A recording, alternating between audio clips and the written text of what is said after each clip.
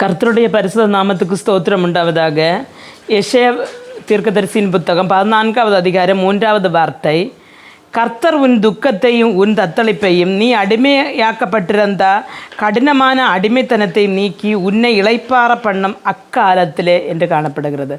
அருமையான தேவனுடைய பிள்ளைகளே, உன் தத்தளிப்பு என்ன, எங்கே எப்போ ஏது பக்கத்தில் திரும்பி பார்த்தாலும் ஒரு சமாதானம் இல்லாமல் மனம் வேதனை அடைந்து கொண்டிருக்கிற நிமிஷங்கள் இப்போ எப்பொழுதும் நம்முடைய வாழ்க்கையில் வருகிறதுண்டு.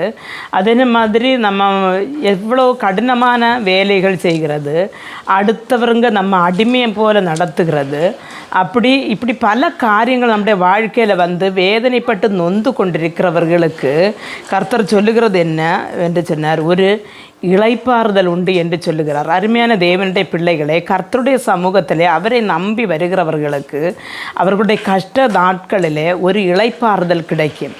அதனால் இந்த உலகத்திலே உள்ள கஷ்டங்கள் நிமித்தம் உங்களுடைய மனம் சோர்ந்து வேதனைப்பட்டு நீங்கள் தளர்ந்து போகாதபடி கர்த்தர் உங்களை தாங்குவாராக.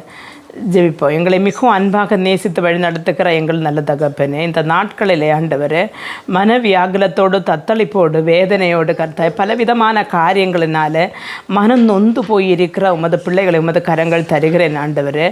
எந்த காரியத்தில் இவர்கள் நொந்து போயிருக்கிறார்கள் என்று எனக்கு தெரியாது, ஆனால் அதிலிருந்து ஆண்டவர் ஒரு விடுதலை உண்டு என்று உம்முடைய வசனம் சொல்லுகிறது. உம்முடைய வசனத்தை ஆண்டவரே அவர்கள் வாசித்து ஆண்டவரே அதன்படி ஆண்டவரை வாழ்ந்து ஆண்டவரே அந்த ஒரு இளைப்பாறுதல் இவருடைய வாழ்க்கையில் கிடைக்கும்படி செய்யுங்கப்பா. இயேசு கிறிஸ்துவின் நாமத்தில் ஜெபிக்கும்போது ஜெபத்தை கேட்டு பதில் தாரின் தகப்பனே, ஆமென்.